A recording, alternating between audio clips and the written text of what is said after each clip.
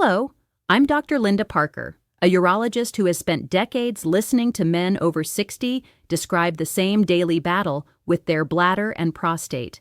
The rushing to the bathroom, the stopping and starting, the pressure, the worry about long drives or meetings, and the exhaustion after nights cut into pieces. If I could go back and change one message I gave far too often earlier in my career, it would be this: stop straining to urinate. Stop power pushing. Stop forcing what should be a reflex. It seems simple, but it's the hidden habit that silently worsens symptoms, irritates the bladder outlet, locks the pelvic floor, and sets off a chain of tension that follows you all day and all night. My number one regret is not telling men clearly and early that the way you breathe, sit, and wait at the toilet can either help your bladder do its job or trap you in a cycle of urgency, weak flow, and nighttime wake-ups. Today I want to show you exactly what to stop, what to start, and how to retrain your body with calm, practical steps you can use tonight. Let's name the pattern so you can recognize it. You feel the urge. You hurry to the bathroom, worried the stream will be slow. Without even thinking, you brace your abdomen, hold your breath, tighten your jaw, and bear down. The stream may start, but it's narrow. You push harder, trying to squeeze out the last drops. You stand up. You're not convinced you finished. You sit back down. You force again. A few minutes later, you feel pressure and the fear that you'll need to go again. This is the loop. It feels like willpower. It's actually a tug of war between the muscles that should relax and the ones you're accidentally contracting. Here's the simple physiology in everyday language. Urination is a coordinated reflex that depends on two big players: the bladder muscle, which squeezes to empty, and the outlet muscles, the urethral sphincter and the pelvic floor, which must relax to let the flow pass. In youth, the balance holds even when you rush or push. After 60, the outlet can become more resistant. The prostate grows, the bladder outlet stiffens, and the nervous system carries a little more fight or flight tone. If, on top of that, you brace your abdomen and push, you increase pressure downward while your pelvic floor tightens as a protective response. That tight floor narrows the outlet even more. The bladder tries harder, gets irritable, and starts signaling urgency at smaller volumes. The more you push, the less the outlet yields. The less the outlet yields, the more you feel you must push. It's a loop powered by habit, not by age alone. When men stop power pushing and start relaxing on purpose, three things usually happen within weeks. First, initiation becomes smoother because the outlet finally gets the permission slip to open. Second, the bladder calms down. When emptying is not a wrestling match, urgency tones down. Third, nights improve. Even if you wake, falling back asleep is easier because the nervous system has practiced a downshift routine. This is not magic, it's mechanics plus habit. So what should you stop doing immediately? 3 specific things. Stop breath holding at the toilet. Breath holding tells your body it's in a lift-a-refrigerator moment. Your pelvic floor hears brace for impact and clamps. Stop bearing down. That action pushes against a closed gate, aggravates hemorrhoids, stresses hernias, and irritates the bladder neck. And stop hovering or perching with your knees hovering above the seat. The hovering stance keeps your pelvic floor switched on. If you only change these 3 today, you break the worst part of the loop. Now let's replace them with a simple, repeatable technique that you can use every time you go. I call it downshift, drop, and drift. The name doesn't matter, the sequence does. Downshift means you lengthen your exhale before you sit. Breathe in through your nose for a count of 4 and exhale for 6. Do that twice as you step into the bathroom. You're telling your nervous system, stand down, we're safe. Drop means you sit fully with support under your feet. Use a small footstool if your heels lift. to open the hip angle and soften the pelvic floor. Place your hands on your thighs. Let your shoulders fall. Drift means you allow the stream to begin without pushing. If it doesn't start within 30 seconds, you quietly repeat 2 slow exhales and think of widening at the sight bones as if your hips were gently drifting apart. Most men feel a subtle release just before the stream starts. That release is the signal you want to reproduce again and again. For men accustomed to rushing, the hardest part is tolerating the first 20 seconds without pushing. Here's how to win that moment. Keep your eyes fixed on a point at the base of the door or a tile line. Your gaze anchors the breath. Relax your jaw and tongue. Literally let the tongue rest against the bottom teeth. A tight jaw often means a tight pelvic floor. Loosen your hands. If you're gripping your thighs, your body thinks you're lifting, not letting go.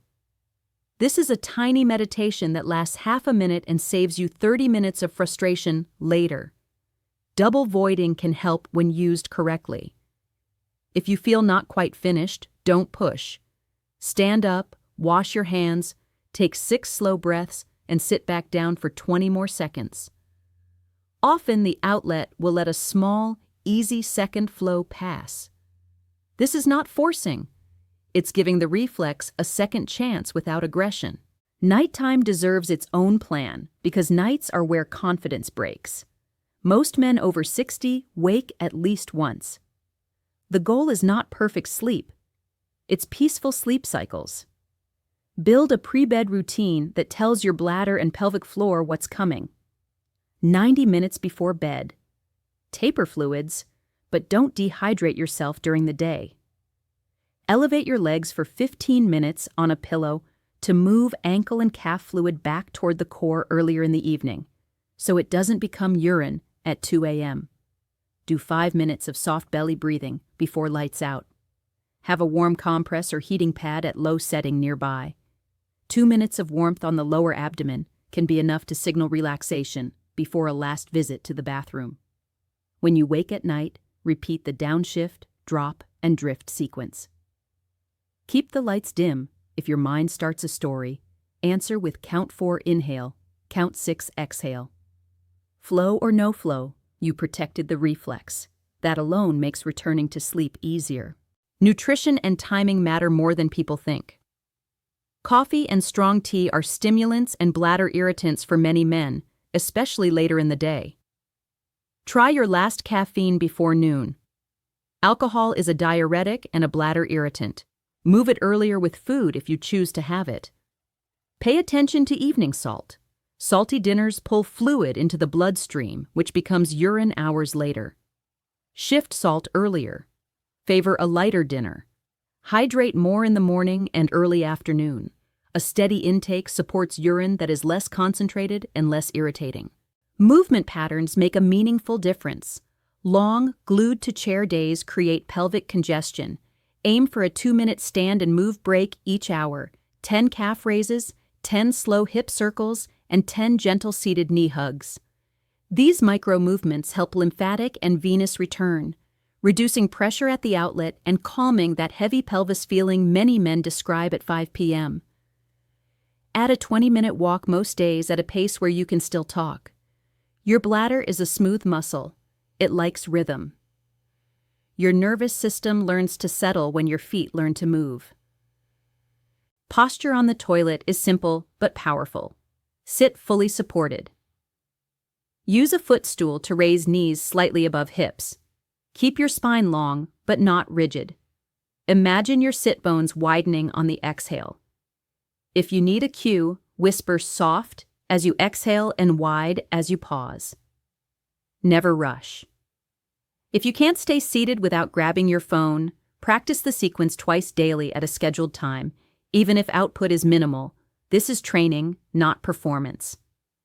Now I want to give you a 2-week reset that many men find doable and effective. It's not a challenge, it's a gentle course correction that prioritizes one goal: retrain the reflex, not force the flow. Days 1 to 3. Learn the sequence. Every bathroom visit, practice downshift, drop, and drift. 2 slow exhales before you sit, a soft jaw, feet supported, no pushing. In the evening, elevate legs for 15 minutes, walk for 10 minutes after dinner, and keep caffeine to mornings only. Notice how often you hold your breath in daily life and release it deliberately. Days 4 to 7. Consolidate the routine. Add 5 minutes of soft belly breathing in the late afternoon. Begin a fluid window, 2 glasses of water before noon, 1 after lunch, sips in the late afternoon, and taper in the evening. If you wake at night, use the sequence. If the flow doesn't start, accept it and return to bed. The goal is nervous system cooperation, not volume on command. Days 8 to 10. Refine technique. Add a small warm compress to the lower abdomen for 2 to 3 minutes before the final evening bathroom visit. Keep your gaze steady and your hands relaxed. Try double voiding properly. Sit, release, stand and breathe. Sit again. Release if the body offers, stop if not. Days 11 to 14. Assess and personalize. Choose 2 markers to track. Time to start the stream, number of night awakenings, or ease of sitting on long drives. Notice small wins, a smoother start, a calmer mind, 1 fewer night trip, less pressure after dinner. Keep what worked. Discard what felt like pressure. Let me paint 3 brief portraits so you can picture this in real life. 67. Used to bear down to get it over with. He stopped pushing, added the footstool and slow exhales, and within 10 days, his stream started more easily without the post-void heaviness that nagged him every afternoon. He still woke once most nights, but he fell back asleep quickly because he wasn't frustrated. 72. Luis traveled for work and dreaded airport days. He scheduled micro-movements each hour and used the downshift, drop, and drift sequence in terminal restrooms without self-consciousness. The combination shortened his bathroom stops and calmed his mind before boarding. Omar, 75, had convinced himself his body couldn't learn anything new. He took the 2-week reset as an experiment and discovered that not pushing produced a steadier flow. The victory wasn't dramatic, it was consistent. Consistency is what your bladder loves most. Pelvic floor release deserves a clear description because many men think pelvic floor exercises always means clenching. Over 60, with outlet resistance, the more common need is learning to let go. Here's a simple release drill you can do once or twice daily for 2 minutes. Lie down with a pillow under your knees. Place 1 hand on your belly and 1 on your chest. Inhale through your nose and feel your lower hand rise. Exhale slowly through pursed lips and feel your belly soften and fall. On the exhale, imagine your sit bones drifting a centimeter apart. That's the motion that cues the pelvic floor to widen. If you prefer to do this seated, sit on the front edge of a firm chair so you can feel your sit bones. Inhale, and on a long exhale, imagine the chair getting wider under you as you let your belly soften. No clenching, no straining. 2 minutes, twice a day, teaches your outlet to trust you again. There are a few common questions I hear all the time. If I don't push, won't I retain urine? If you truly cannot pass urine, that's an emergency, and you should be evaluated immediately. But most men who push are not retaining. They're impatient. As you retrain, the stream often starts a few seconds later, but flows more completely because the outlet actually opened. Isn't a strong push necessary with a large prostate? A large prostate increases outlet resistance, but pushing against a closed sphincter only aggravates swelling and irritates the neck. Gentleness plus posture and breath works with the anatomy you have. Should I avoid all evening fluids? Over-restriction leads to thick, irritating urine and can worsen constipation, which irritates the outlet further. Move most fluids earlier, then taper. Don't punish your body at night for what it needed in the morning. Supportive add-ons can help without complicating your life. A daily 20-minute walk outside adds rhythmic input your bladder appreciates. Magnesium-rich foods at dinner, like leafy greens, pumpkin seeds, or a small portion of beans, may support muscle relaxation and bowel regularity, which helps the outlet. A warm shower before bed doubles as a gentle pelvic relaxant. Keep chairs at home supportive and avoid deep couches that tilt your pelvis into a slouch for hours. Use a small cushion to keep your hips slightly higher than your knees. What about medications and procedures? They have their place and can be helpful for many men. But even when medicines relax the outlet or treatments reduce obstruction, habits still matter. The men who feel best long-term combine medical care with nervous system cooperation and mechanical common sense. Breath, posture, patience, and timing are not alternative medicine. They are the foundation that lets any plan work better.